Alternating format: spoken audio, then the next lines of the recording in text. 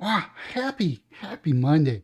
Hopefully everyone's having a glorious Monday. I think it was like 104 in my thermometer in my car, which is pretty hot. Just like tensions between Texas and Mexico right now. They're getting a little spicy. That's right. I got two articles here. They may overlap.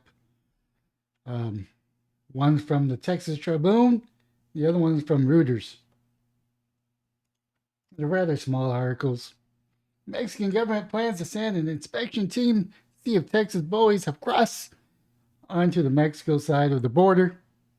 And the issue with the Rio Grande, which is the river, is I think this is federal land, not necessarily Texas land. So Biden might actually step in and tell Abbott to get bent and remove these buoys. But I don't know. I mean, it's interesting.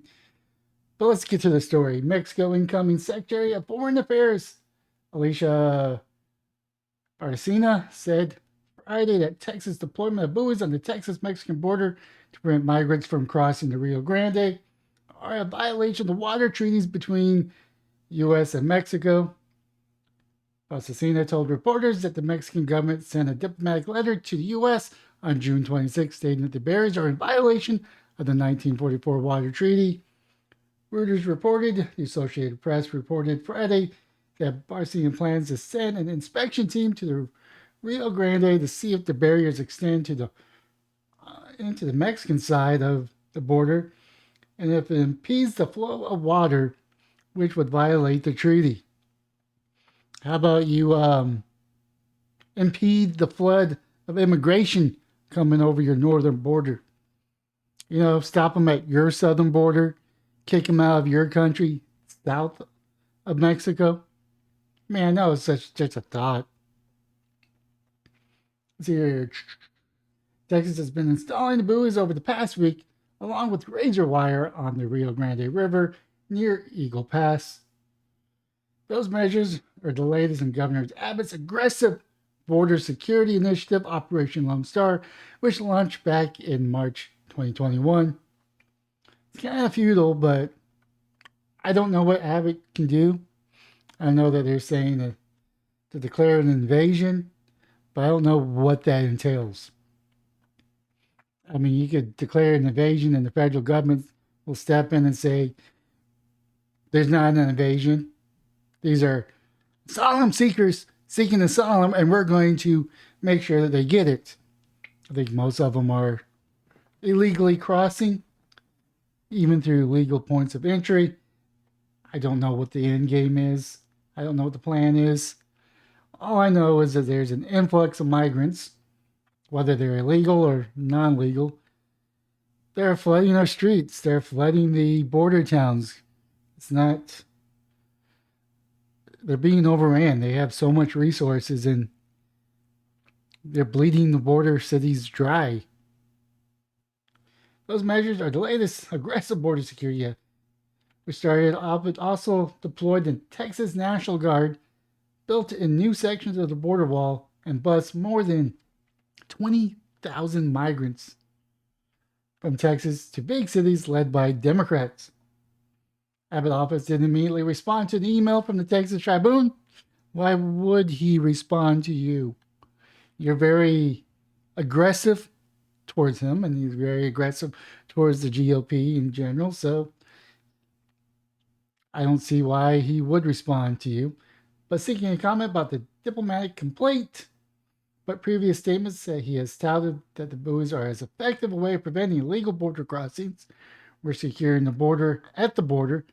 He said in June, and when he announced the approach, that these buoys will allow us to prevent people from getting into the border. New barriers haven't just ruffled diplomatic feathers. Jesse Fuentes, the owner of a Epi canoe and kayak team, an Eagle Pass space kayak rental business, filed a lawsuit against Abbott and the Texas Department of Public Safety. Excuse me. The lawsuit claim alleges that the installation of the buoy has harmed his business and that Abbott did not have the authority to regulate border traffic. I mean, which is true. That's up to the federal government. When the federal government fails to do its job, what are the states to do? I mean, it's a legitimate question. Let's hear Mexican president urges Mexican American voters to reject Abbott over border spat.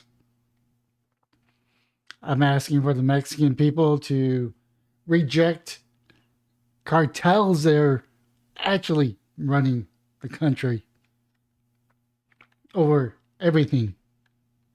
Mexican City, July 17, Reuters. Mexican President Andres Manuel Lopez Obrador on Monday urged Mexican Americans not to vote for Texas Governor Abbott in response to Texas putting a barrier of orange buoys in the Rio Grande to stop migrants crossing into the United States. Mexico incoming Foreign Minister Alicia Bárcena said last week that the barriers violate the water treaty and may intrude onto Mexican territory.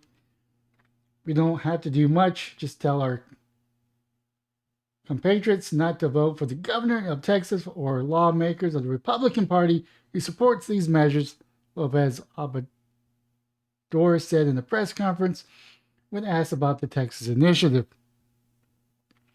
Bárcena said Mexico sent a diplomatic letter to the U.S. last month on the issue as she explained her government is dispatching a mission to inspect where the buoys are located.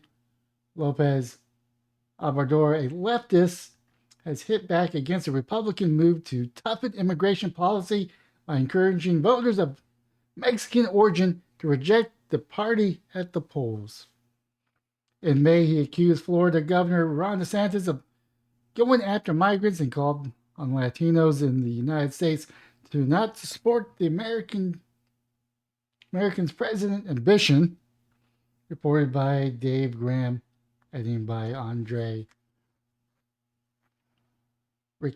Ricky or Rickety or whatever. Well, you know, I'm calling on the Mexican people to not support you and don't support the drug cartels, and everything will be solved.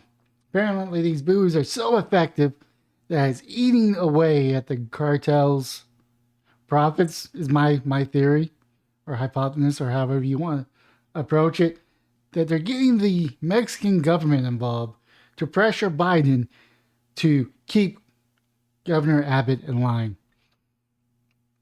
And the thing is that the president can solve this with one decision. He could solve this issue. He could take away Texas military by calling up the Texas National Guard to go under his purview. Now, this means that the federal government will have to pay the Texas National Guard. But the thing is that he has the authority to call up the state's guards under the federal authority and put them in a building for 6 months. And that would take away Governor Abbott's military. It's not a strategy that I would suggest, but it's definitely something that could be done. And then that would mean that Texas has no military to defend us against the invasion or hurricanes and natural disasters. But he very well could do that. Or he could just secure the border. He could stop the inflow of migrants. He could threaten funding from Mexico if they don't do something about the immigration that's going over their southern border. That's literally going through Mexico into the United States. Trump did this. Trump did that, and it was mostly successful. You could also have it remain in Mexico as your case gets called up. That will also stem the immigration. But I don't know what the end game is. I don't know what's going to happen down the road. I do know, though, there's the replacement theory. At first, I thought it was just minorities producing more offspring that will make the white population the minority, which I'm fine with. Don't get me wrong. That's just statistics and the facts of life there. If minorities have more offsprings than white people have offsprings, the dynamics of the skin tone will change. The other replacement theory is that you create a bunch of second-class citizens through immigration, and they will outnumber Americans, which I don't agree with that practice, if that's what they're trying to do. I don't agree with that policy. But there's nothing racist about talking about the replacement theory, in my opinion. I know that there's people out there that will probably be mad, but like I said, I don't know. I mean, these are things that are very interesting, and I don't know how it's going to end. With that being said, that is my video for today, and have yourself a wonderful day, morning, or evening.